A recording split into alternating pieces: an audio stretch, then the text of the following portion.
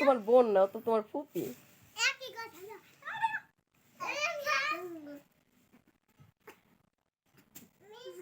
Master কি বলে? কথা বলো, কথা বলো।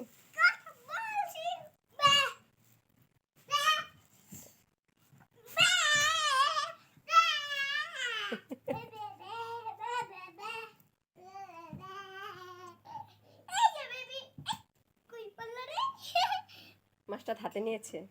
হাতে নিয়ে নিলাম, আমি নিয়ে গেলাম।